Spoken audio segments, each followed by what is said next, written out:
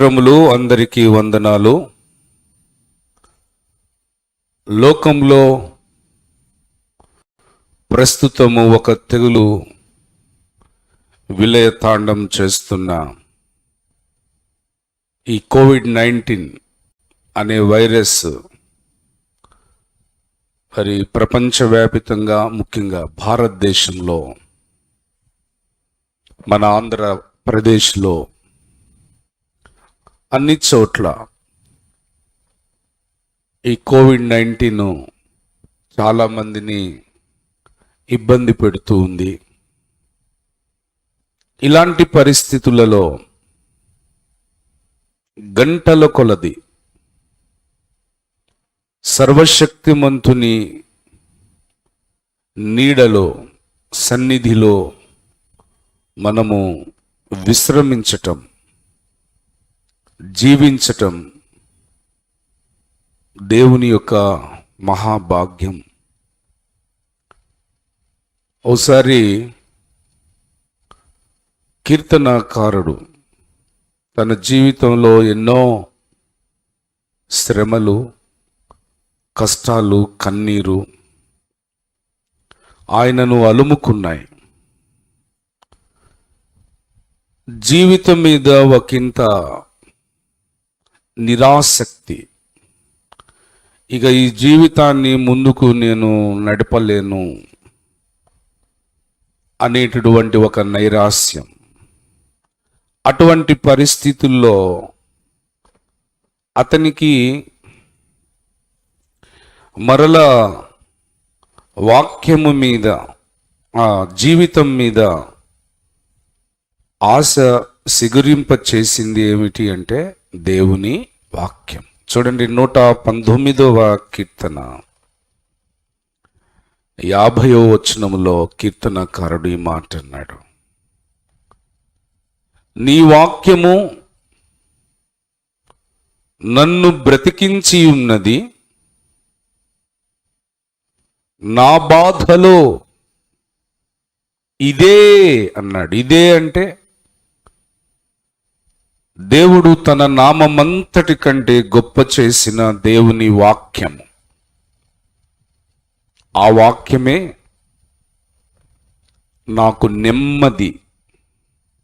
దేవుని యందు ప్రియులరా,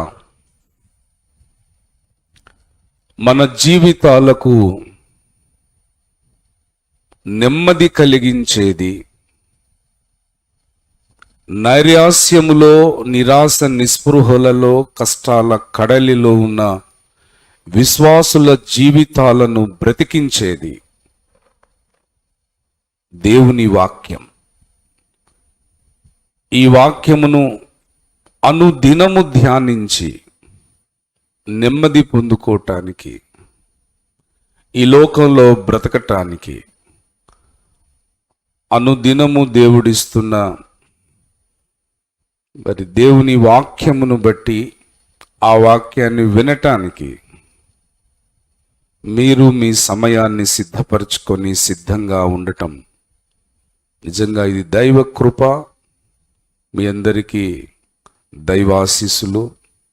ఇట్టి భాగ్యం అనగా దేవుని వాక్యాన్ని ధ్యానించుచూ ఉండటము వలన కలిగే అనేక ఆశీర్వాదాలు మనం పొందుకునే కృపను అనుగ్రహించుచున్న ఆ దేవునికే ఘనత, మహిమ, ప్రభావాలు కలుగునుగాక.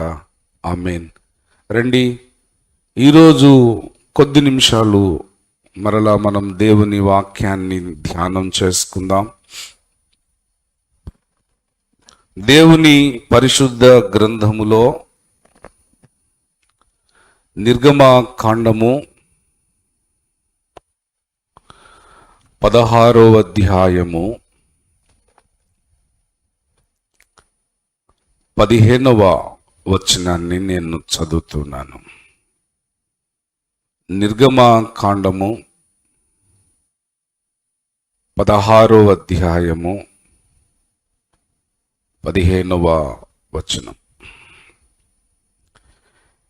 ఇశ్రాయేలీయులు దాన్ని చూచినప్పుడు అది ఏమైనది తెలియక ఇదేమి అని ఒకరితో ఒకరు చెప్పుకునేది. చిన్న ప్రార్థన చేద్దాం. పరిశుద్ధుడా, సర్వోన్నతుడా, మహోన్నతుడా, మా ప్రియ పరలోకపు తండ్రి, మీ సర్వోన్నతమైన మహోన్నతమైన మహిమ కలిగిన మీ పాదములకు లెక్కించలేని కోట్ల కోట్ల స్తుతులు స్తోత్రాలు చెల్లిస్తూ ఉన్నాం ప్రభా. ఇప్పుడున్నటువంటి సమాజ పరిస్థితి, ఎటు చూసిన భయం, బయటికి వెళ్ళినప్పుడు, ఇంటిలోనికి వచ్చుచున్నప్పుడు, ఇంటిలో ఉన్నప్పుడు ఒక భయంకరమైన ఒక వాతావరణం మేమున్నటువంటి ఆ స్థలమంతా, అన్ని స్థలాల్లో ఈ భారతదేశంలో ఈ పరిస్థితి ఉంది. ఇటువంటి దుర్దినములలో, ఈ ఆపత్కాలములలో మాకు నెమ్మదినిచ్చి నిబ్బరమును కలిగించి ఈ యాత్రలో ధైర్యంగా మేము అడుగులు ముందుకు వేసుకుంటూ వెళ్ళటానికి మీరు అనుగ్రహిస్తున్నటువంటి అనుదినపు మీ సన్నిధిని బట్టి, అనుదినము మీ వాక్య సందేశములను బట్టి, అనుదినము మా గుండెల నిండుగా నిన్ను స్తుతిస్తూ ఘనపరుస్తూ మహిమపరుస్తూ ఉండే భాగ్యమును బట్టి మీ మహిమగల పాదాలకు వందనాలు, స్తుతులు, స్తోత్రాలు చెల్లిస్తూ ఉన్నాము తండ్రి. మీ పక్షముగా మీ వాక్యమును అందించుటకు సిద్ధపడుచున్న మీ దాసుడు కడు బలహీనుడు, అల్పుడు, అపాత్రుడు, ఏమీ తెలియని వాడు నాయన. మీరు మీ ప్రత్యక్షతలను అనుగ్రహిస్తే మీ దాసుడు పొందుకొని మీ పాత్రగా, మీ పక్షమున, మీ నోరుగా వాడబట్టుకు ఇష్టపడుచున్న మీ దీనదాసుని మీరే మీ దక్షిణహస్త బలము చేత ఎత్తిపట్టి నాతో, మాతో, మా అందరితో మీరు మాట్లాడండి నాయన. ప్రభువా, మీరు మాట్లాడుచూ ఉంటుండగా వినే శక్తి, గ్రహించే శక్తిని మీరు మాకు ప్రసాదించండి. నీ స్వరం మా ఎద్దుకు రాకుండా, వచ్చిన మా హృదయాలలోనికి రానియకుండా, మా హృదయాలలోనికి వచ్చినను ఆ వాక్యమునకు మేము లోబడనీయకుండా అనేక ఆటంకాలు, ప్రమాదాలు, అపాయాలు, నష్టాలు కలిగించాలని ప్రయత్నించబోతున్నా సకల అంధకార దురాత్మలను, అంధకార శక్తులన్నిటినీ, అవి భూమి మీద ఉన్న, పాతాళ లోకముందున్న, ఆకాశ మండలముందున్న వాటినన్నిటినీ ప్రభువైన యేసు క్రీస్తు వారి నామములో వాటి క్రియలన్నిటినీ గద్దించి బంధిస్తూ ఉన్నాం. ఆమేన్. మీరే మాతో మాట్లాడి మమ్మల్ని దీవించి మీ వాక్యముతో ఆశీర్వదించుమని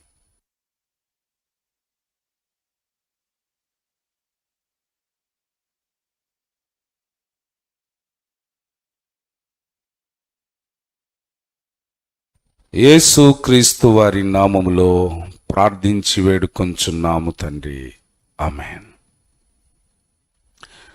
మంచిది దేవుని యందు ప్రియులరా, ఇశ్రాయేలీయులు 430 సంవత్సరాలు వారున్న తరువాత, ఐగుప్తు దేశంలో వారున్న తరువాత, ఆ దేశము నుండి దేవుడు తన బాహుబలముతో బయటికి తీసుకొని వచ్చాడు. ఎర్ర సముద్రమును ఆయన దాటించినాడు. ఫరో సేనలను, ప్రియులరా, మారా అనే అనుభవంకు వాళ్ళు వచ్చిన తర్వాత వాళ్ళు సీను అనే ఆ అరణ్య ప్రాంతానికి వచ్చారు. ఆ అరణ్య ప్రాంతంలో మరలా వారు దేవుని మీద సనుగుతూ ఉన్నారు. ఏమన్నారు? 2వ వచనంలో, ఆ అరణ్యములో ఇశ్రాయేలుల సమాజమంతయు మోషే అహరోనుల మీద సనిగెను. మేము మాంసము వండుకుని కుండల యొద్ద కూర్చుండి తృప్తిగా ఆహారము తినున్నప్పుడు యెహోవా చేతి వలన ఏల చావకపోతిమి. ఈ సర్వ సమాజమును ఆకలి చేత చంపుటకు ఈ అరణ్యములోనికి మమ్మును అక్కడి నుండి తోడుకొని వచ్చి తిరని వారితో అంటున్నారు. దేవుని యందు ప్రియులరా, ఈ సనుగులన్నీ విన్నటువంటి దేవుడు వారి కొరకు ఆ ప్రదేశమంతా కూడా నూగు మంచు వలె సన్నని కణములు, ఆ ప్రాంతమంతా కూడా దేవుడు కురిపించాడు. దాని ద్వారా నేనే యెహోవానని మీరు తెలుసుకుందురని చెప్పమన్నాడు. నిర్గమకాండము 16వ అధ్యాయము 15వ వచనములో ఇశ్రాయేలీయులు దాన్ని చూచినప్పుడు అది ఏమైనది తెలియక, దేవుని యందు ప్రియులరా, అది ఏమిటో తెలియదు. మన్నా మన్నా అంటే ఇదేమి, ఇదేమి అంటే వాళ్ళకి ఏమీ అర్థం కాలేదు. వాళ్ళకి అర్థం కాక మన్నా అని హెబ్రీ భాషలో పెట్టుకున్నారు. దాన్ని తెలుగులో ట్రాన్స్లేషన్ చేస్తే ఇదేమి అని ఒకరితో ఒకరు చెప్పుకునేది. ఈ రాత్రి వేళ దేవుడు కొన్ని సంగతులను మనతో ఆయన మాట్లాడాలి అని అనుకుంటున్నాడు. ఇశ్రాయేలీయులు ఐగుప్తు దేశంలో 430 సంవత్సరాలు ఉండి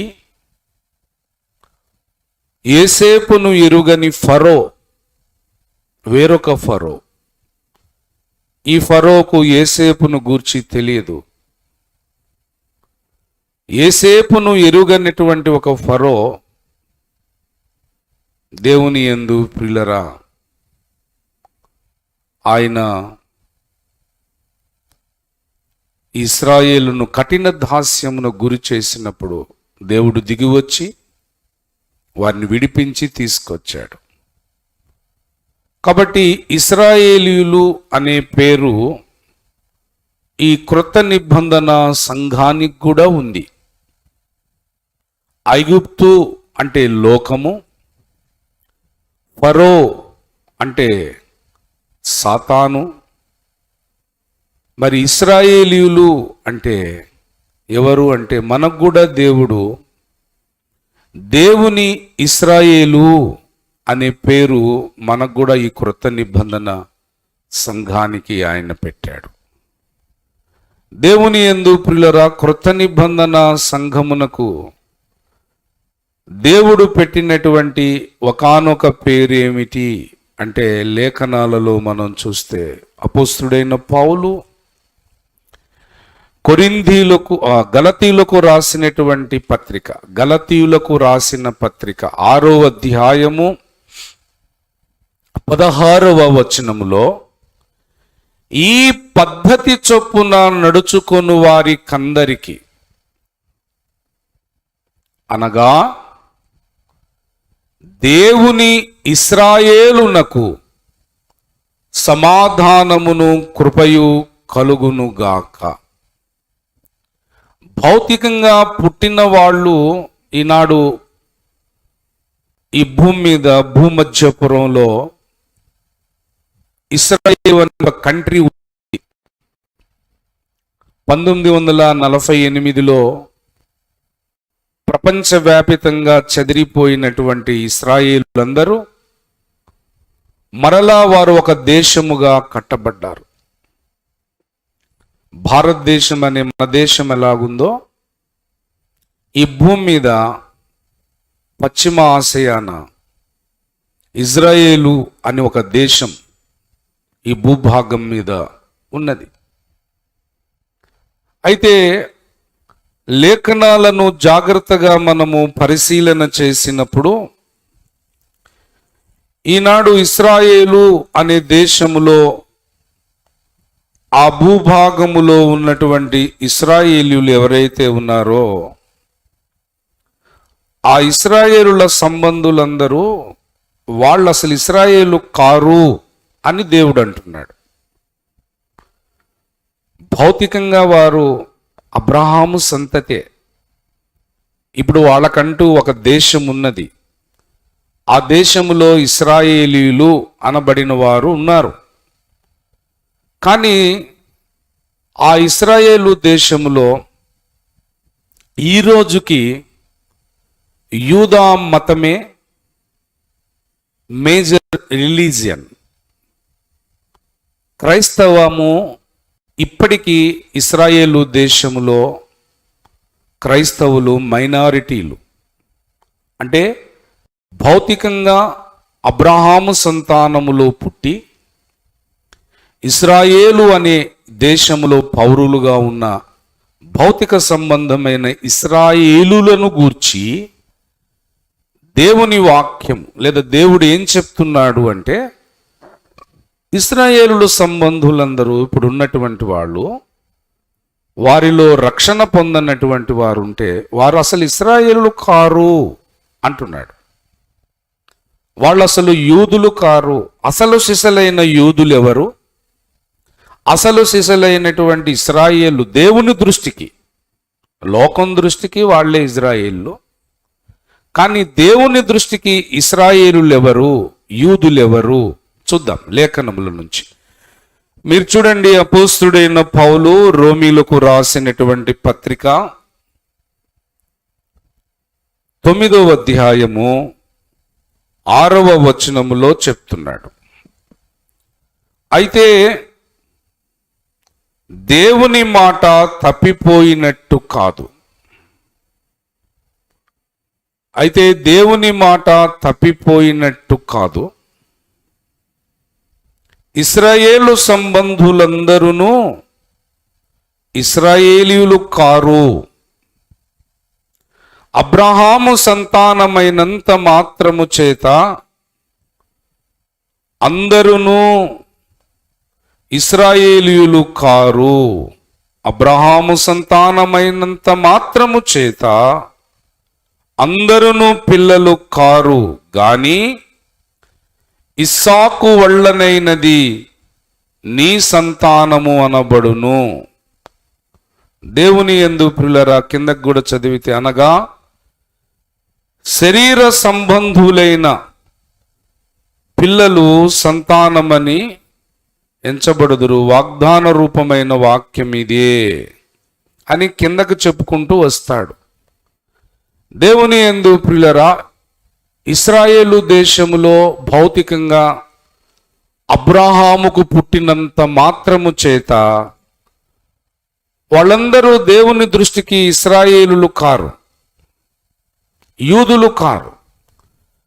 ఇదే రోమా పత్రిక 2వ అధ్యాయము 28, 29 వచనాల్లో కూడా అసలు యూదుడెవరు అనేది అపోస్తుడైన పౌలు ద్వారా దేవుడు స్పష్టత ఇచ్చాడు. రోమీలకు రాసిన పత్రిక 2వ అధ్యాయము 28, 29 వచనాలు, బాహ్యమునకు యూదుడైన వాడు యూదుడు కాడు, శరీరమందు బాహ్యమైన సున్నతి సున్నతి కాదు, అయితే అంతరంగమందు యూదుడైన వాడే యూదుడు. మరియు సున్నతి హృదయ సంబంధమైనదై ఆత్మయందు జరుగునదే గాని అక్షరము వలన కలుగునది కాదు. అట్టివానికి మెప్పు మనుషుల వలన కలుగదు, దేవుని వలనే కలుగును. కాబట్టి రోమా పత్రిక 2వ అధ్యాయము 28-29 వచనాలు, రోమా పత్రిక 9వ అధ్యాయము 6-7 వచనాలను బట్టి చూస్తే భౌతిక సంబంధమైనటువంటి ఇశ్రాయేలీయులు యూదులు, వాళ్ళు ఇశ్రాయేలు కారు. మరి ఎవరు యూదులు, ఎవరు ఇశ్రాయేలీయులు, ఎవరు అబ్రహాము సంతానము? దేవుని దృష్టికి అసలు సిసలైన అబ్రహాము సంతానం ఎవరు అంటే లేఖనము సెలవిస్తున్న మాటను ఇప్పుడు చూద్దాం. దయచేసి మీరు చూడండి. అపోస్తలుడైన పౌలు గలతీయులకు రాసిన పత్రిక 3వ అధ్యాయము 6వ వచనము నుండి కిందకు నేను చదువుతున్నాను.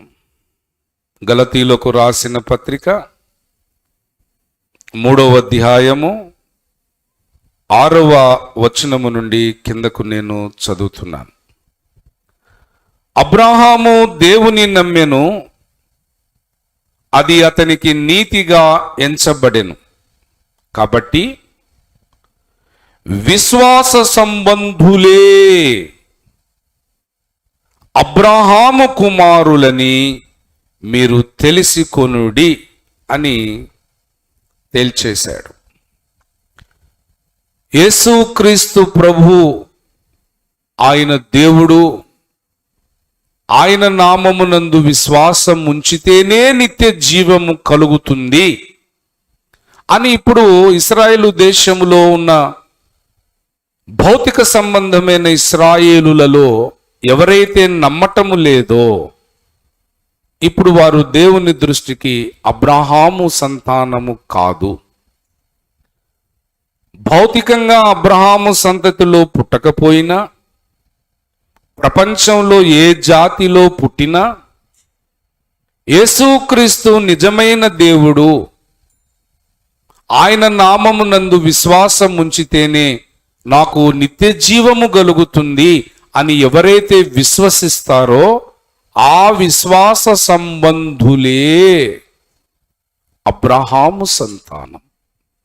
కాబట్టి మనము అన్యులమే, అన్య జనాంగము నుంచి వచ్చిన వారమే. అయినా యేసుక్రీస్తు ప్రభు నిజమైన దేవుడు అని మనం విశ్వసించి, ఆయన నామమునందు విశ్వసించి రక్షణ పొంది ఉన్నాము గనుక మనము విశ్వాస సంబంధులం. ఎవరు విశ్వాస సంబంధులో వారే అబ్రహాము సంతానము అని గలతీ పత్రిక 3వ అధ్యాయం 7వ వచనం. విశ్వాస సంబంధులే అబ్రహాము కుమారులు అని దేవుడు స్పష్టపరిచాడు. దేవుని యందు ప్రియులరా, ఇశ్రాయేలు దేశములో ఇప్పుడు నివాసం ఉంటూ భౌతికంగా 12 గోత్రాలలో ఏదో ఒక గోత్రంలో పుడితే వాళ్ళందరూ అబ్రహాము సంతానము అని దేవుడు ఒప్పుకోవట్లేదు. అబ్రహాము సంతానం ఎవరు అంటే ఆ 12 గోత్రాల్లో పుట్టిన మిగతా ప్రపంచం, అన్య సమాజం, ఆ అన్య సమాజంలో ఎక్కడ పుట్టినా యేసే లోకరక్షకుడు, యేసే దేవుడు, ఈయన ద్వారానే నాకు పరలోక రాజ్యం, నిత్య జీవం దొరుకుతుంది అని ఎందరూ విశ్వసిస్తారో వాళ్ళను విశ్వాస సంబంధులు అంటాడు. ఆ విశ్వాస సంబంధులే అబ్రహాము సంతానం. కాబట్టి ఇప్పుడు మనము యేసయ్యను విశ్వసించాము, మనము విశ్వాస సంబంధులం. కాబట్టి మనము యూదులం. అంతరంగమందు మనకు సున్నతి కలిగింది కాబట్టి మనము యూదులం.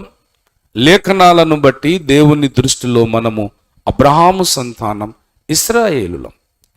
అయితే ఇశ్రాయేలులుగా ఈ విశ్వాస అరణ్య యాత్రలో మనం ముందుకు కొనసాగుతున్నప్పుడు ఇదేమి అనే అనుభవంలో గుండా దేవుడు మనల్ని తీసుకెళ్తాడు. ఇశ్రాయేలీయులు మోషే అహరోనుల మీద ఆహారము కొరకు వారు సనిగారు. ఆహారము కొరకు వారు సనిగితే దేవుని యందు ప్రియులరా, దేవుడు వారి కొరకు మన్నాను కురిపించాడు.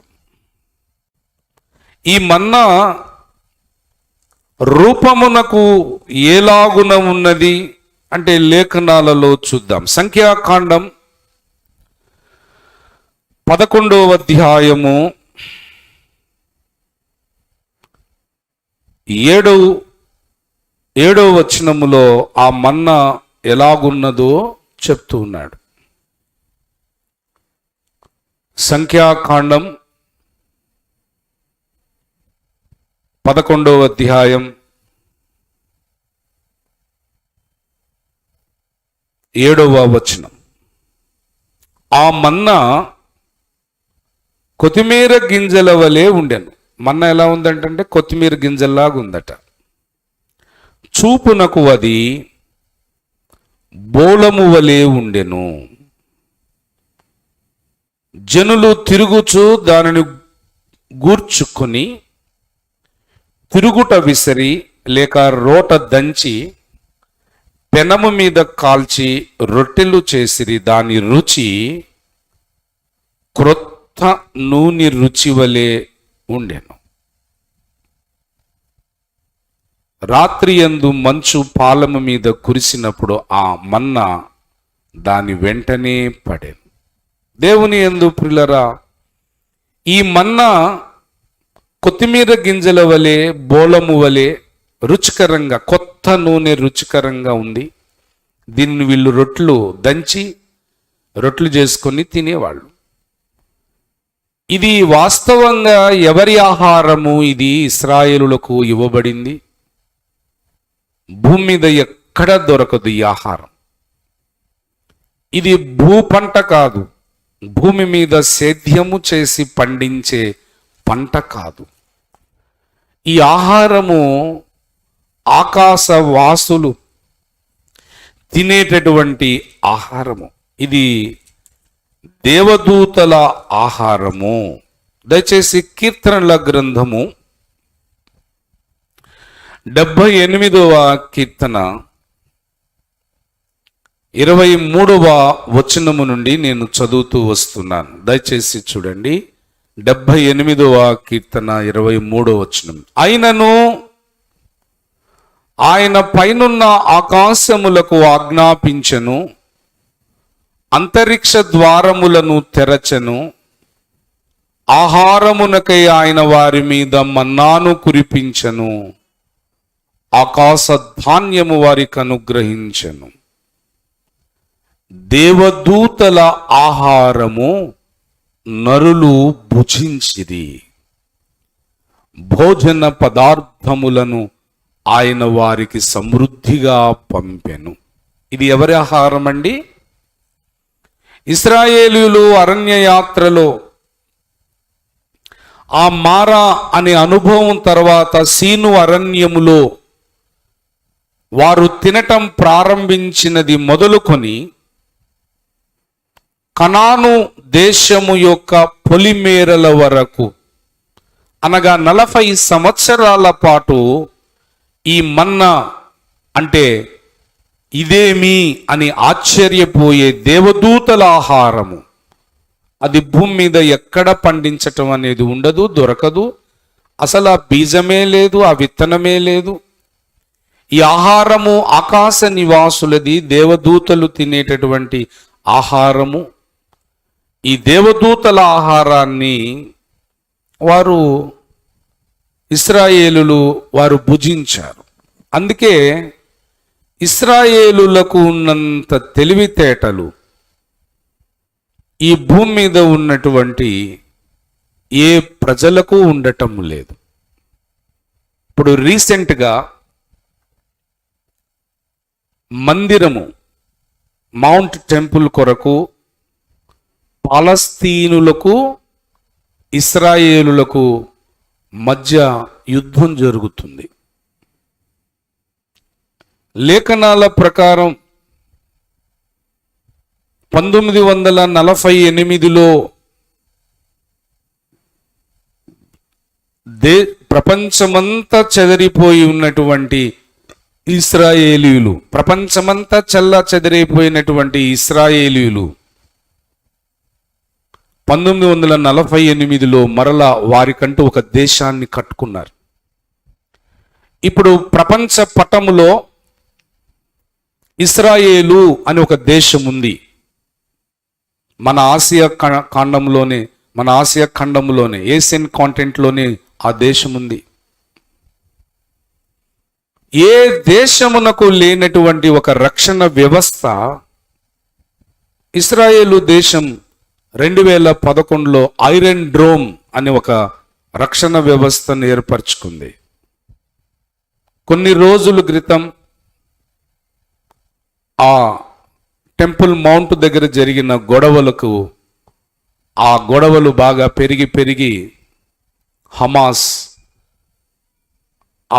అనే ఆ కార్యకర్తలు ఏం చేస్తూ ఉన్నారంటే ఇశ్రాయేలు దేశం మీదికి 100 కొలది రాకెట్లను, క్షిపణులను ప్రయోగించారట. అయితే ఇశ్రాయేలునకు దేవుడిచ్చినటువంటి ఆ జ్ఞానాన్ని బట్టి 2011లో వారు ఏర్పరచుకున్న ఐరన్ డ్రోమ్, ఆ రక్షణ వ్యవస్థ గాల్లోనే వారు ఇశ్రాయేలు దేశం మీదికి వదిలిన రాకెట్ల అన్నిటినీ కూడా నాశనం చేసేశాయి. ఇశ్రాయేల్ ప్రజలు సురక్షితంగా ఉన్నారు. ఈ ఐరన్ డ్రోమ్ వ్యవస్థ లేకుండా ఆ పాలస్తీనియా హమాస్ అనే ఆ కార్యకర్తలు వదిలినటువంటి ఆ క్షిపణులు ఇశ్రాయేలు దేశంలో పడితే కృష్ణా జిల్లా అంతా ఉంటుంది ఆ భూభాగం, ఎంత వినాశనం జరిగేదో. దేవుడు వారికి ఆ జ్ఞానాన్ని ఇచ్చి ఆ ఇశ్రాయేలు దేశము ఈరోజు సురక్షితంగా ఉండటానికి కారణమైంది. అంతేకాదు, మనకు స్వర్గీయ గౌరవ ప్రధానమంత్రి వాజ్పేయి గారు భారతదేశానికి ప్రధానమంత్రిగా ఉన్న దినాల్లో అప్పటి కేంద్ర మంత్రి గౌరవనీయులు శ్రీ అటల్ బిహారీ వాజ్పేయి గారు ఇశ్రాయేలు దేశమునకు వెళ్ళి ఆ దేశములో వారు చేసిన వ్యవసాయాన్ని పరిశీలించి ఆ వ్యవసాయము యొక్క సంగతులన్నీ తెలుసుకొని వచ్చారు. ఎందుకు ఆ దేశానికి మరి అద్వానీ గారు మంత్రిగా ఉన్నారు ఆ రోజుల్లో, కేంద్ర మంత్రిగా. అటల్ బిహారీ వాజ్పేయి గారేమో ప్రధానమంత్రిగా ఉన్నారు, అద్వానీ గారు కేంద్ర మంత్రిగా ఉన్నారు. గౌరవనీయులు శ్రీ అద్వానీ గారు ఇశ్రాయేలు దేశానికి ఆ రోజుల్లో వెళ్ళి అక్కడ ఇశ్రాయేలులు చేస్తున్న వ్యవసాయాన్ని చూసి వచ్చారు. కారణం ఏంటంటే మన భారతదేశంలో ఎన్నో నదులు ఉన్నాయి, జీవ నదులు ఉన్నాయి. అంటే ఎండాకాలంలో కూడా ఆ నది నిండుగానే ఉంటుంది అనే నదులు మనకు చాలా ఉన్నాయి. మన దేశము వ్యవసాయానికి అనుకూలమైనటువంటి దేశం. మరి ఇన్ని నదులు మన దేశంలో ఉన్నప్పుడు మన దేశం వ్యవసాయానికి సంవత్సరానికి వీలైతే 2-3 పంటలు కూడా పండించుకోగలిగేటటువంటి అనుకూలమైనటువంటి భూభాగం మన భారతదేశం. ఇలాంటి దేశములో పంటలు పండించటం చాలా సులభమే. కానీ ఇశ్రాయేలు దేశం అది ఇసుక ప్రాంతం. పంటలు బాగా పండించటానికి మన నేల అనుకూలమైనంతగా ఆ నేల కాదు. రాళ్ళుంటాయి, రప్పలుంటాయి, లేదంటే ఇసుక ఉంటుంది. ఆ ఇసుక ప్రాంతంలో వాళ్ళు చక్కగా పంటలు పండిస్తున్నారు. ఇది ఎట్లాగా జరుగుతుందని ఇదేమి అని ఆ రోజుల్లో గౌరవనీయులు మరి మాజీ కేంద్ర మంత్రి అద్వానీ గారు అటల్ బిహారీ వాజ్పేయి గారి గవర్నమెంట్లో ఇస్రాయేలు దేశానికి వెళ్ళి అక్కడ ఆ దేశపు వ్యవసాయ రంగాన్ని పరిశీలించొచ్చారు. అలాగే అమెరికాలో వరల్డ్ ట్రేడ్ సెంటర్ మీద అల్ ఖైదా ఉగ్రవాదులు దాడి చేసి వరల్డ్ ట్రేడ్ సెంటర్ని ధ్వంసం చేసినప్పుడు ఎవరు చేశారు ఈ పని అనేది ఆ రోజుల్లో కొద్దిసేపు అమెరికన్ పెంటగాన్ అధికారులకే అర్థం కాలేదు. అనేటువంటి ఆ పరిస్థితుల్లో ఇజ్రాయెల్ ఇంటెలిజెన్స్ డిపార్ట్మెంట్ ఈ పని అల్ ఖైదా ఉగ్రవాదులు చేశారు అనే వార్త అమెరికాలోని పెంటగాన్ అధికారులకు అందించారు అని చెప్తూ ఉన్నారు. అంటే ఈ అంశాలన్నీ ఇప్పుడు నేను ఎందుకు ప్రస్తావిస్తున్నాను? ఈనాటికి ప్రపంచవ్యాపితంగా బాగా ధనవంతులు ఎవరు అంటే యూదులే. ప్రపంచంలో శాస్త్రవేత్తలలో ఆల్బర్ట్ ఐన్స్టీన్ మొదలుకొని మరి గొప్ప గొప్ప శాస్త్రవేత్తలు ఎవరు అంటే యూదులే. దేవుని యందు ప్రియులారా, మరి ప్రపంచంలో అన్ని రంగాలలో వీళ్ళు అగ్రగామిగా ఉండటానికి గల కారణం ఏమిటంటే వారి పితరులు భుజించినటువంటి ఆహారము మన్నా, అది దేవదూతల ఆహారం. ఎవ్వరూ అటువంటి ఆహారముని ఈ భూమి మీద తిన్నవాళ్ళు ఎవరు లేరు. దాదాపు 3500 సంవత్సరాల క్రితం 40 సంవత్సరాల పాటు మోషే జీవించి ఉన్న ఆ కాలములో యెహోషువ మోషే ఆ కాలములో మోషే అహరోను యెహోషువ లాంటి ఆ కాలములో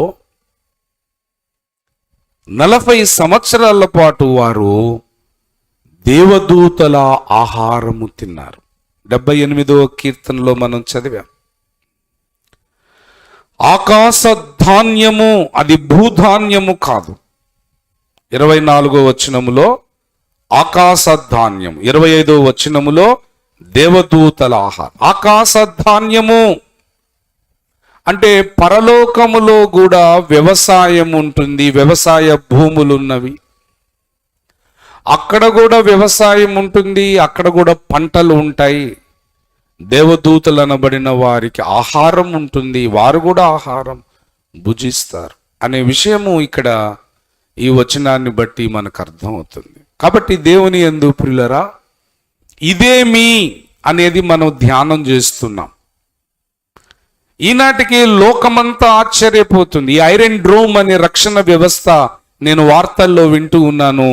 అమెరికా, రష్యా, ఫ్రాన్స్, జర్మనీ లాంటి గొప్ప మేటి దేశాల్లో కూడా ఈ రక్షణ వ్యవస్థ లేదట. 2011లోనే ఇస్రాయేలు ఈ వ్యవస్థను వ్యవస్థీకరించుకుంది. దేవుడు వారికి చాలా అమోఘమైనటువంటి జ్ఞానాన్ని దేవుడు అనుగ్రహిస్తున్నాడంటే ఒకానొక రీజన్ వారి పితరులు తిన్న ఈ ఆకాశ ధాన్యం, వారు పితరులు భుజించినటువంటి దేవదూతల ఆహారము, అలాగే దేవుని యొక్క నిండు దీవెనలు వారి మీద ఉన్నట్లుగా మనకు అర్థమవుతుంది. ఇదేమి అంటే ఇది ఒక ఆశ్చర్యం. ప్రియులారా, దేవుడు తన ప్రజలకు అనుగ్రహించే దీవెనలను వారు ఆస్వాదిస్తున్నప్పుడు, పొందుతున్నప్పుడు ఇదేంటి ఇంత గొప్ప ఆశ్చర్యం అని మనలను ఆశ్చర్యానికి దేవుడు లోను చేస్తున్నప్పుడు కలిగే ఒక భావజాలము ఏమిటంటే ఇదేమి అని ఆశ్చర్యపోవటం. ఈనాడు కూడా మన విశ్వాస యాత్రలో మనం ముందుకు కొనసాగుతున్నప్పుడు, దేవునిని మనము ఆశ్రయించినప్పుడు, దేవునికి ఎడతెగక మనం ప్రార్థన చేస్తున్నప్పుడు, మనం అనుకున్న అంచనాలన్నీ తారుమారవుతున్నప్పుడు మనము జరుగునని అనుకొనని భయంకరమైన క్రియలను దేవుడు చేసినప్పుడు మనకు కూడా ఇటువంటి అనుభూతే కలుగుతుంది. ఏమిటయా అంటే ఇదేమి అంటే దేవుని యందు ప్రియులరా ఒక అనుభూతి, ఒక ఆశ్చర్యం. దేవుని ఇశ్రాయేలులమైన విశ్వాస సంబంధులమైన అబ్రహాము సంతానమైన మన జీవితాల్లో దేవుడు మనం చేసేటటువంటి ఈ అంగలార్పను బట్టి, ఈ రోదన ధ్వనిని బట్టి, మనం చేసే ప్రార్థనలను బట్టి కొన్నిసార్లు మన ఊహకు అందనంతగా దేవుడు ఆశ్చర్య కార్యాలు చేస్తాడు.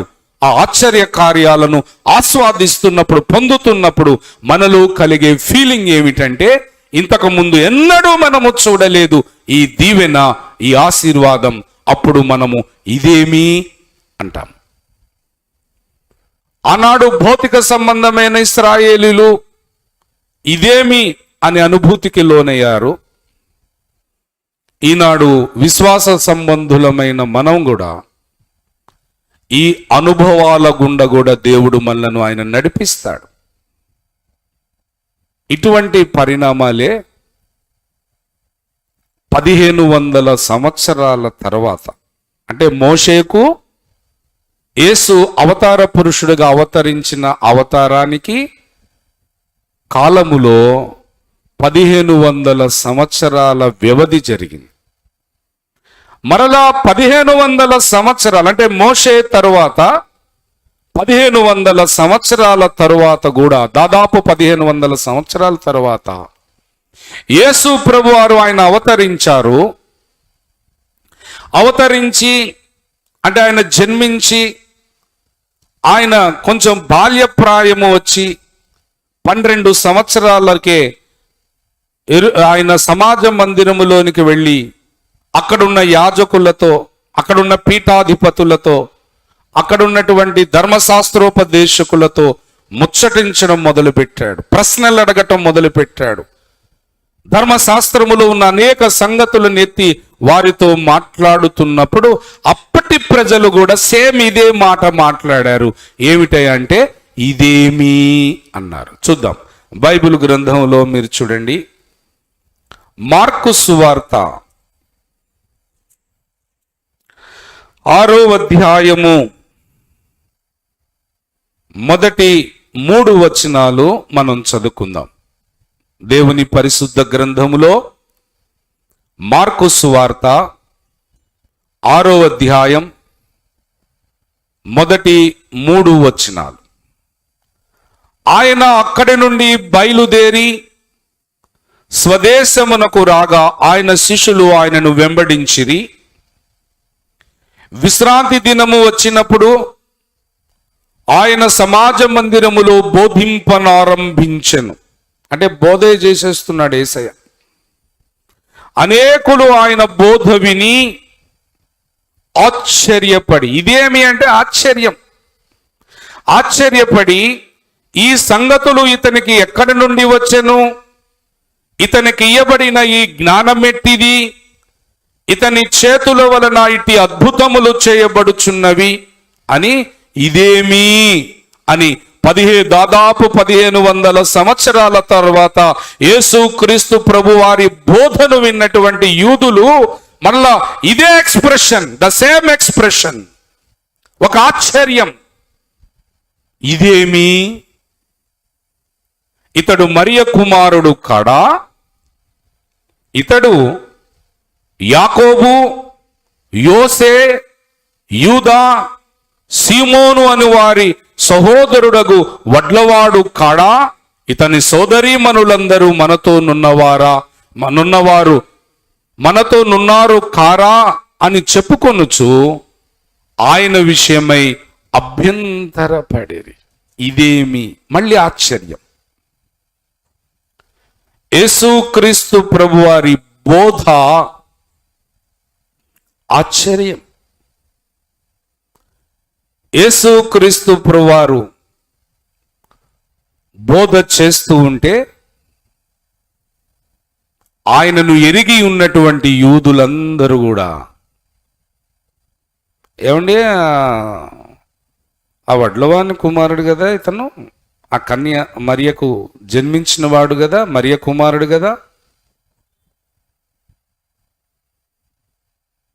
అసలు ఇతను ఏ రోజు చదువుకున్నట్టుగా మనకేమీ కనబడలేదు.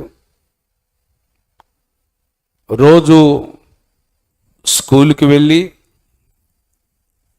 అక్కడ బాగా విద్యను అభ్యాసము చేసి మంచి చదువు ఒకవేళ చదువుకొని ఉంటే సకల శాస్త్రాలను అభ్యాసము చేసి ఉంటే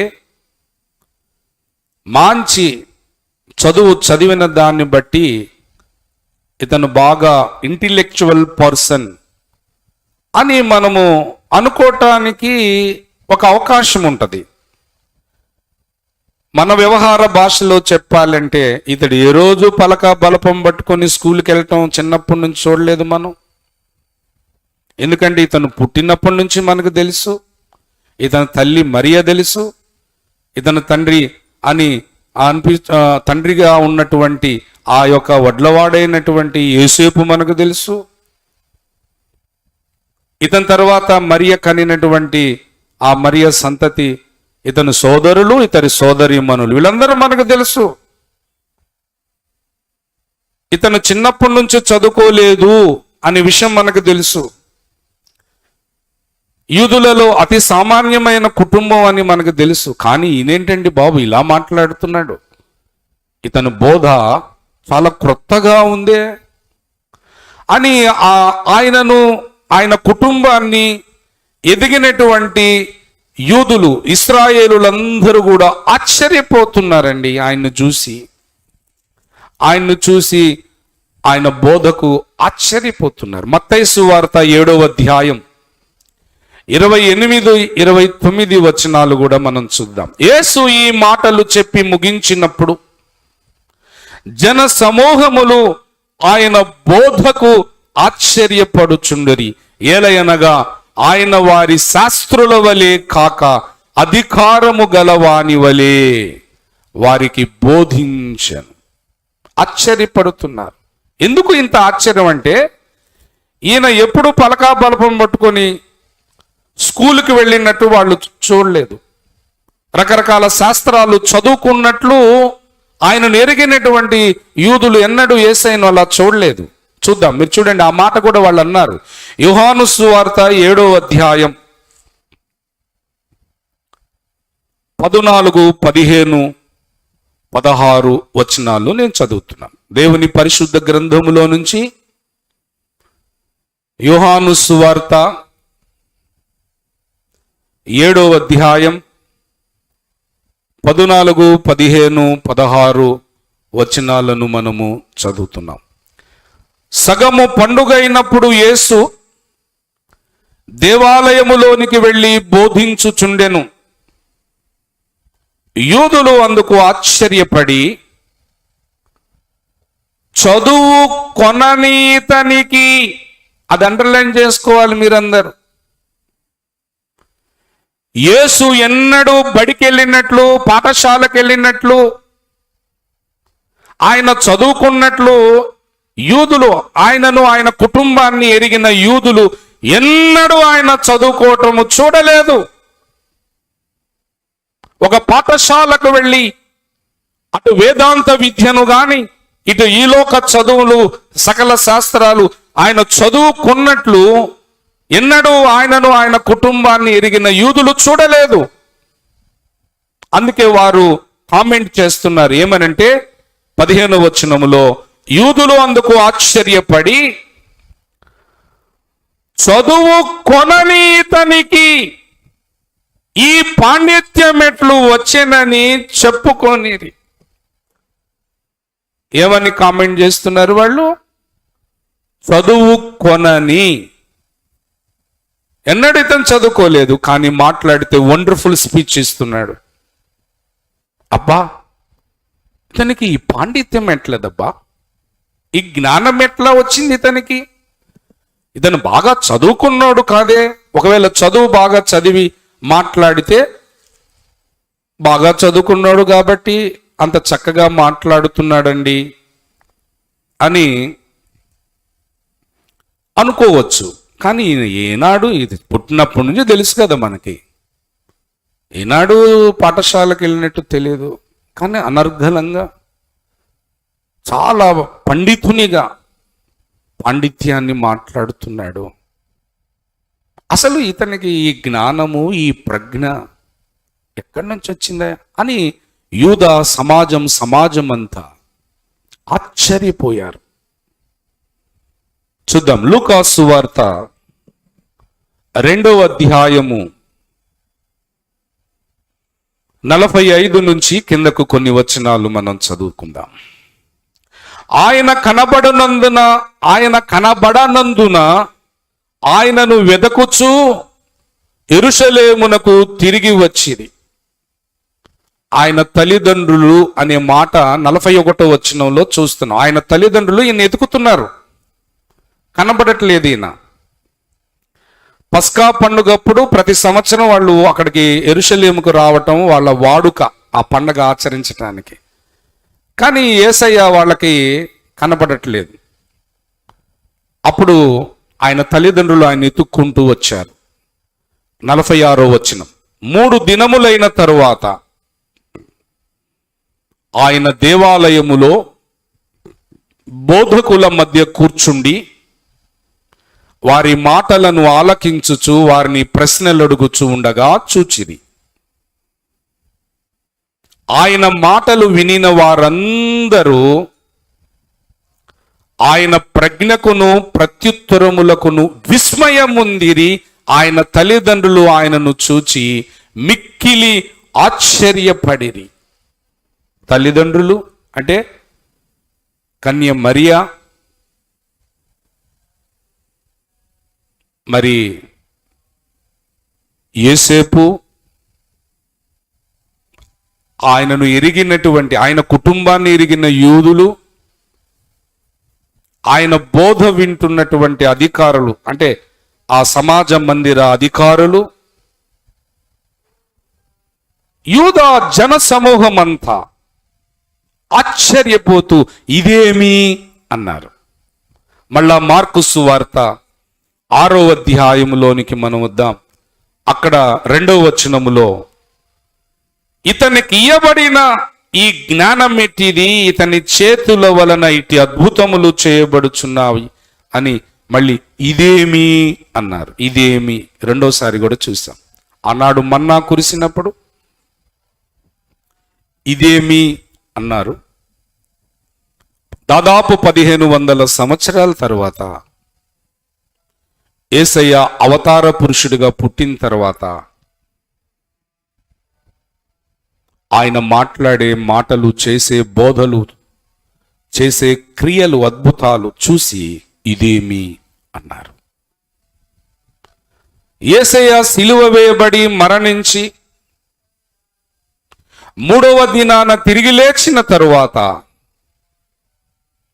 40 రోజుల పాటు తన శిష్యులతో ఉన్నాడు. ఆయన ఒలీవల కొండ మీద నుంచి పైకి ఆరోహణమైపోవటానికి ముందుగా ద లాస్ట్ కమిషన్ అంటాం, చిట్ట చివరి మాటలు. ఇక ఆయన మహిమ దేహదారుడై ఇక మహిమ మేఘము మీద ఆ ఒలీవల కొండ మీద నుంచి వెళ్ళిపోబోతున్నాడు. దానికి ముందు శిష్యులందరూ ఉన్నారు. అప్పుడు వారితో అన్నాడు, మీరు నా వలన వినిన తండ్రి యొక్క వాగ్దానము కొరకు యెరూషలేములోనే ఉండి కనిపెట్టండి. అంటే సహోదరులే దాదాపు 120 మంది ఉన్నారు, స్త్రీలు కాక. వీళ్ళందరూ మేడగదిలోకి వెళ్ళిపోయారు. 10 రోజుల పాటు ఎడతెగకుండా దేవుని సన్నిధిలో ప్రార్థనలో నిమగ్నమై ఉన్నారు. అంటే యేసు పునరుత్థానుడైన తరువాత 50వ రోజు దేవుని యందు ప్రియులారా, పెంతెకొస్తను పండుగ దినము నాడు పరిశుద్ధాత్మ దేవుడు ఆ మేడగదిలో ప్రార్థన చేస్తున్న వారందరి మీదికి దిగొచ్చేశాడు. ప్రపంచములో ఆయా దేశాలకు చెదరి ఉన్న యూదులు సంవత్సరానికి ఒక్కసారి పండుగ కొరకు వాళ్ళు యెరూషలేముకు వస్తారు. ప్రపంచంలో ఏ దేశంలో ఉన్నా సరే సంవత్సరానికి ఒకసారి వాళ్ళ సొంత దేశం ఇశ్రాయేలు దేశానికి వస్తుంటారు. అలాగే ప్రపంచంలో ఉన్న అనేక దేశాలలో నివాసం ఉంటున్న యూదులు ఈ పెంతెకోస్తు అనే పండుగ నాటికి యెరూషలేమునికి వచ్చున్నారు. ఈ పెంతెకోస్తు అనే పండుగ దినము నాడు 10 రోజులుగా ప్రార్థనలో ఉన్న వీరి మీద పరిశుద్ధాత్మ దేవుడు దిగి వచ్చినప్పుడు ప్రపంచములో ఉన్న అన్ని రకాల భాషలతో ఈ మేడగదిలో ఉన్న ప్రార్థన శిష్య బృందం వాళ్ళు మాట్లాడటం చూశారు. ఎవరు? వేరువేరు దేశాలలో నివాసం ఉంటూ ఆ దేశాలలో ఇతర భాషలు మాట్లాడుతూ నేర్చుకుంటూ సంవత్సరానికి ఒక్కసారి యెరూషలేమునకు వచ్చే అలవాటు ఉన్నటువంటి ఇతర దేశాల్లో నివసించే ఇతర భాషలు మాట్లాడే యూదులు వాళ్ళు యెరూషలేమునకు వచ్చి పెంతెకోస్తు అనే పండుగ దినము నాడు ఈ మేడగదిలో ఉన్న శిష్య బృందము వాళ్ళ సొంత దేశాల్లో ఉండే భాషలు వీళ్ళు మాట్లాడటం చూసి విస్మయం ఉంది. ఇక్కడ కూడా ఇతర దేశాల నుంచి ఇతర భాషలు మాట్లాడి యూదులు వచ్చి వీళ్ళు మన దేశపు భాషల్లో మాట్లాడుతున్నారే అని చెప్పి మరలా ఇక్కడ కూడా అదే పదము వాడారు. ఏమిటంటే ఇదేమి అన్నారు.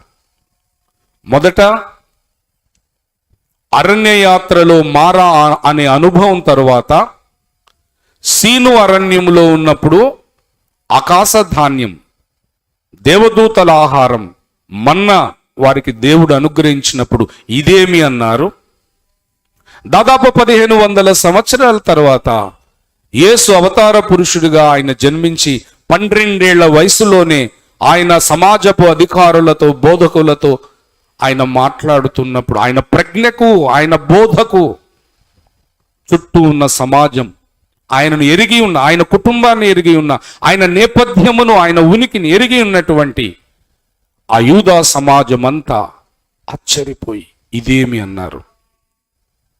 మళ్ళా యేసు పునరుద్ధానుడైన 50వ రోజు పెంతెకోస్తు అనే పండుగ దినము నాడు మేడగదిలో ఉన్న ఆయన శిష్య బృందం దేవుని పరిశుద్ధాత్మ అభిషిక్తులై అన్య భాషలు అనే వరంతో మాట్లాడుతుంటే ఇతర దేశాల్లో వారు ఏ భాషలు మాట్లాడతారు ఆ భాషలు వీళ్ళు మాట్లాడటం చూసి ఇదేమి అన్నారు. చూడండి, అపోస్తుల కార్యములు 2వ అధ్యాయం 5వ వచనము నుండి చదువుదాం. ఆ కాలమున ఆకాశము క్రింద నుండి ప్రతి జనములో నుండి వచ్చిన భక్తిగల యూదులు యెరూషలేములో కాపురముండేది. ఈ శబ్దము కలుగగా జనులు గుంపులుగా కూడి వచ్చి ప్రతి మనుషుడు తన స్వభాషతో వారు మాట్లాడుట విని కలవరపడిరంటే ఆశ్చర్యం, ఒక విభ్రాంతికరమైనటువంటి సంఘటన. అంతటా అందరూ విభ్రాంతి నుండి ఆశ్చర్యపడి ఇదిగో మాట్లాడుచున్న వీరందరూ గలిలయులు కారా? మనలో ప్రతివాడు తాను పుట్టిన దేశపు భాషతో వీరు మాటలాడుట మనము వినుచున్నామే, ఇదేమి? మళ్ళీ ఇక్కడ కూడా ఇదేమి? పార్తీయులు, మాదీయులు, ఎలామీయులు, మెస్పతోమియా, యూదయ, కప్పదోకియా, పొంతు, ఆసియా, ఫ్రుగియా, పంపులియా, ఐగుప్తు అను దేశములయందలి వారు, కురేనే దగ్గర లిబియా ప్రాంతములందు కాపురం ఉన్నవారు, రోమా నుండి పరవాసులుగా వచ్చిన వారు, యూదులు, యూదా మత ప్రవిష్టులు, క్రేతీయులు, అరబీయులు మొదలైన మనమందరమును వీరు మన భాషలతో దేవుని గొప్ప కార్యములను వివరించుట వినుచున్నామని చెప్పుకొనిరి. అందరూ విభ్రాంతి నొంది ఎటు తోచక ఇదేమగునో అని ఒకనితో ఒకడు చెప్పుకొనిది. దేవుని యందు ప్రియులరా, నేను ముగింపులోనికి వస్తున్నాను. ఆకాశ ధాన్యము, దేవదూతల ఆహారము, దేవుడు ఈ భూమి మీద ఉన్న ఇశ్రాయేలులకు ఇచ్చినప్పుడు వారు ఇదేమి అన్నారు.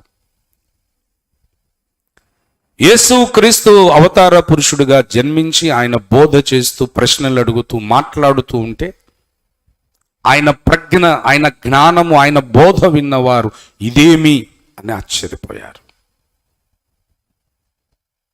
పెంతెకోస్తేనే పండుగ దినము నాడు మేడగదిలో ఉన్న ఆ ప్రార్థన బృందము మీదికి పరిశుద్ధాత్మ దేవుడు వచ్చి అన్య భాషల వరమునిచ్చి వాళ్ళందరూ అన్య భాషలతో మాట్లాడుతుండగా ఇతర వివిధ దేశాల నుంచి వచ్చిన యూదులు వాళ్ళు నివాసం ఉండే దేశపు భాషలతో వీళ్ళు మాట్లాడటం చూసి ఆశ్చర్యపోయి ఇదేమి, ఏంటి ఈ వండర్,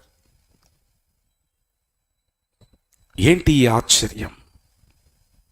ముగింపులో దేవుడు చెప్తున్న మాటను మనం శ్రద్ధగా విందాం. దేవుని యందు ప్రియులరా, మన విశ్వాస యాత్రలో మనం కూడా దేవుడు తన వాక్యము ద్వారా ఏదైతే చెప్తున్నాడో ఆ వాక్య ప్రకారమైన జీవితంలో మనం ముందుకు వెళ్తున్నప్పుడు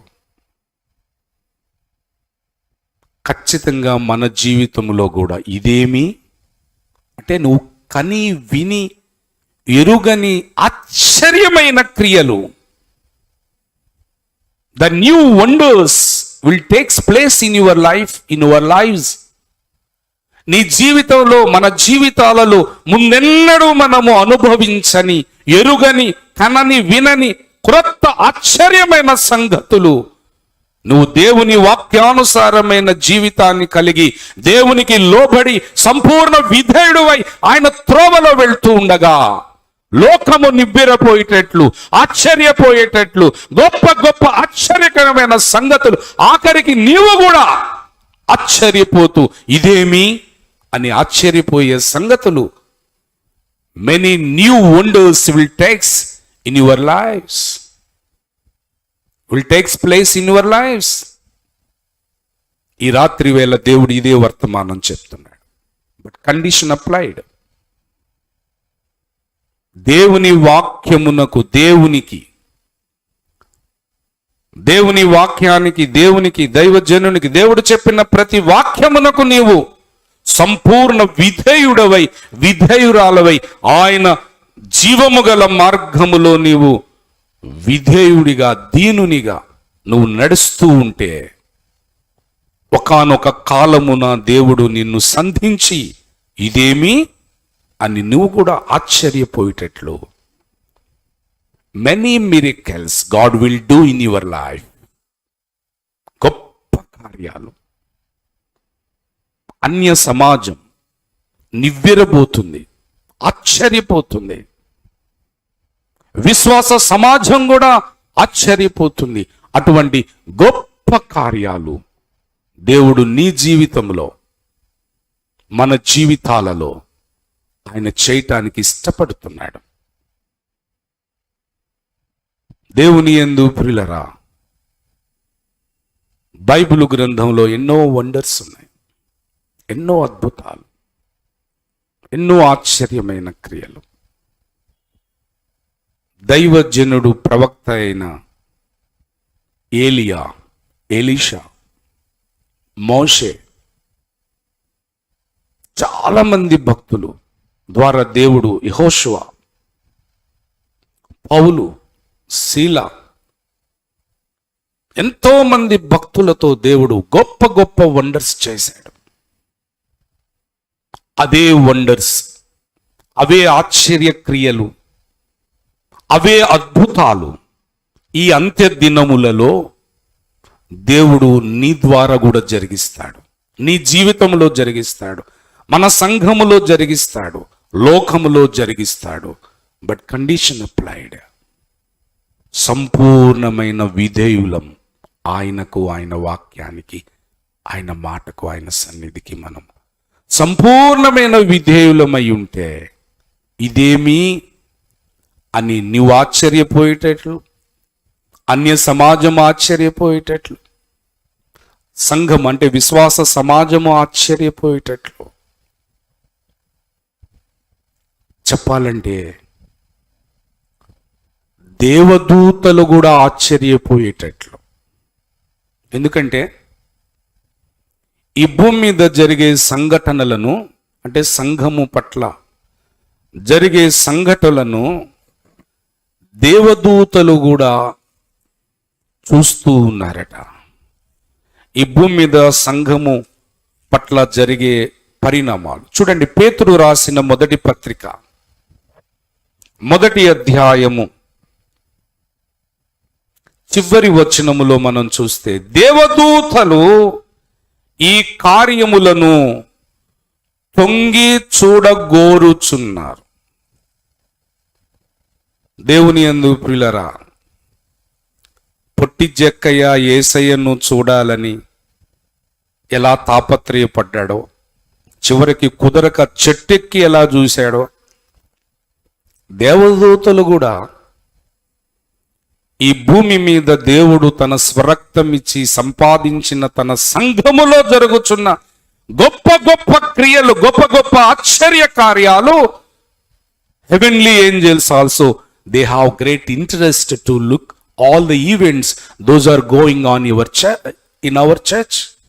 మన చర్చిలో, అంటే సార్వత్రిక క్రైస్తవ సంఘములో ఎటువంటి గొప్ప గొప్ప కార్యాలను దేవుడు చేస్తున్నాడో, ఇదేమి అని నివ్వెరపోయే సంగతులు, ఆశ్చర్యపోయే సంగతులు నీ వ్యక్తిగత జీవితంలో కానీ, కుటుంబంలో కానీ, నీ ఉన్న సంఘములో కానీ, లేదా సార్వత్రికంగా దేవుని సంఘములో కానీ దేవుడు ఆశ్చర్యమైన కార్యం అంత్య దినాల్లో చేస్తాడు.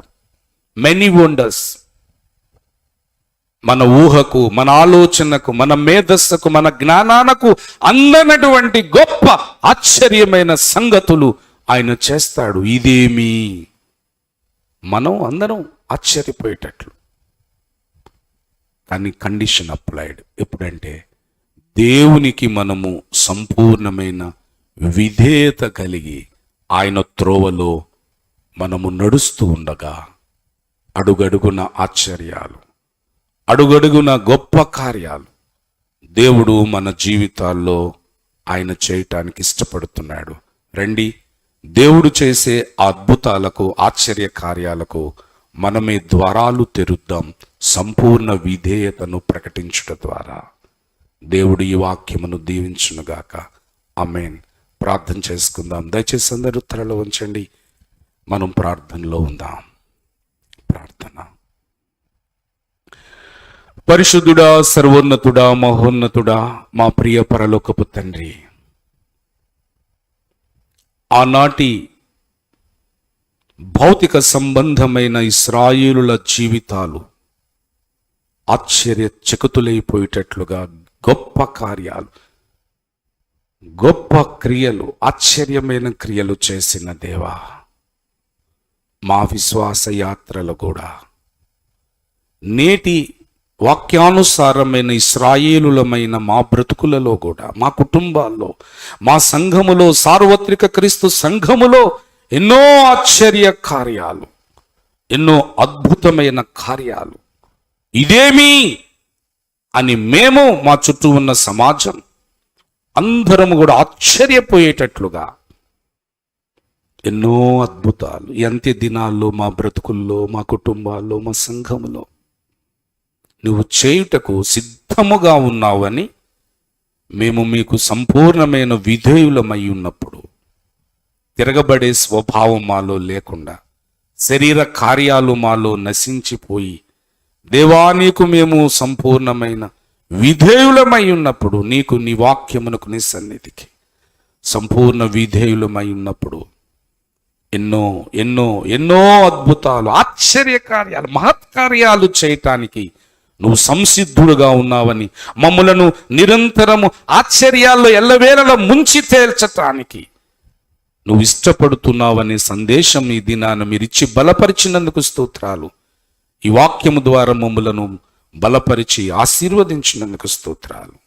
ఇప్పుడు లైవ్లో వాక్యం వింటున్న వారు కానీ, తదుపరి విననై ఉన్నటువంటి వారిని కానీ ఈ వాక్యం చేత మీరే దీవించి బలపరిచి మా ముందున్న యాత్రలో నాయన ధైర్యంగా, నాయన విశ్వాసముతో అనేకమైన అద్భుతాలను సాధిస్తూ పొందుకుంటూ ఈ యాత్రలో దిగ్విజయవంతంగా ముందుకు నడుస్తూ పూర్ణ రక్షణను పొందుకునే వారలా మమ్మల్ందరినీ దీవించుమని, సమస్త ఘనత మహిమ ప్రభావములు మీకే చెల్లిస్తూ వాక్యానుసారమైన జీవితాన్ని జీవించే వారులుగా ఉండటకు దీవించమని, ఈ వాక్యమును మాలో లోతుగా నాటి ఫలింపచేసి ఆశీర్వదించమని, ఇప్పటి వరకు మీరు మాట్లాడిన వాక్యమంతటిని బట్టి మీ పాదములకు కృతజ్ఞతాస్తుతులు చెల్లిస్తూ, ఇప్పటి వరకు మీరు చేయబోతున్న మేలులన్నిటిని బట్టి స్తుతిస్తూ, త్వరలో రానియున్న మా ప్రియ ప్రభు అయిన నజరేయుడైన యేసు క్రీస్తు వారి నామములో